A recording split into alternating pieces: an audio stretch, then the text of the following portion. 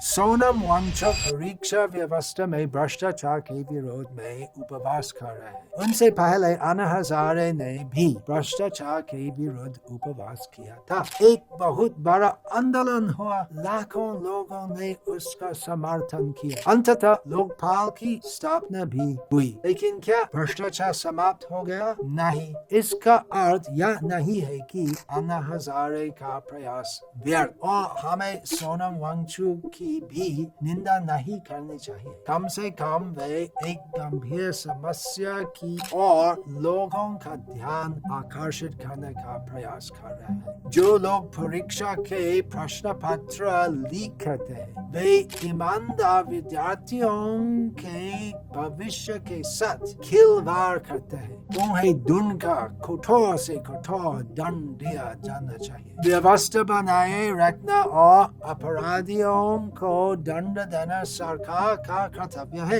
लेकिन केवल किसी के उपवास करने से भ्रष्टाचार समाप्त नहीं होगा। एक और कानून बनाया जा सकता है, एक और विभाग स्थापित किया जा सकता है, अधिक कैमरास लगाए जा सकते हैं और सुरक्षा अधिक कठोर की जा सकती है। लेकिन जिस व्यवस्था में सैकड़ों लोग जुड़े हो, वहाँ केवल एक बेईमान व्यक्ति जो जल्दी धनवान बनना चाहते हैं पूरी व्यवस्था को बिगाड़ सकता है। मूल मानसिकता बदलनी होगी। जब तक धन, पद और प्रतिष्ठा को जीवन का लक्ष्य माना जाएगा, लोग उन्हें प्राप्त करने के लिए सही या गलत दोनों प्रकार के मार्ग खोजते रहेंगे। फिर भी हमें अव्यवहारिक नहीं होना चाहिए। सभी लोगों को संत नहीं बनाया जा सकता। यह कलयुग है। भ्रष्टाचार एक समस्या है, इसके अतिरिक्त छल, हिंसा, शोषण, रोग, वृद्धावस्था और मृत्यु भी है। मान लीजिए कि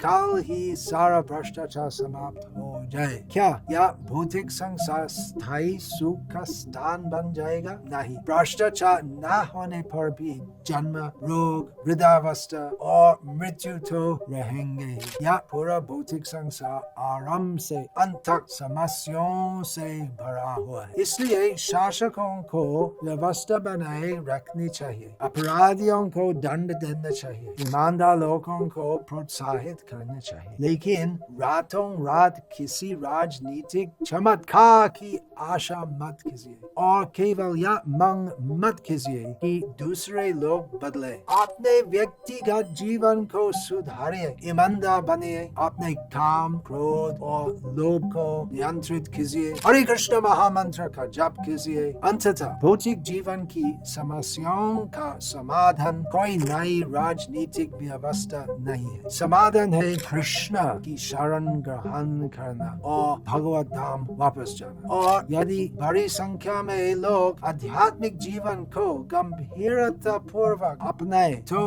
राष्ट्र का चरित्र अपने आप सुधर जाएगा। इसलिए हमारे साथ हरे कृष्ण महामंत्र का जप कीजिए और पवित्र जीवन व्यतीत कीजिए। इससे आपका भी कल्याण होगा और राष्ट्र का भी कल्याण होगा। और हम सोनम वांगचुक जी को भी हमारे साथ जुड़ने के लिए आमंत्रित कर सकते हैं। हरे कृष्ण कृष्ण कृष्ण हरे हरे, हरे राम राम राम।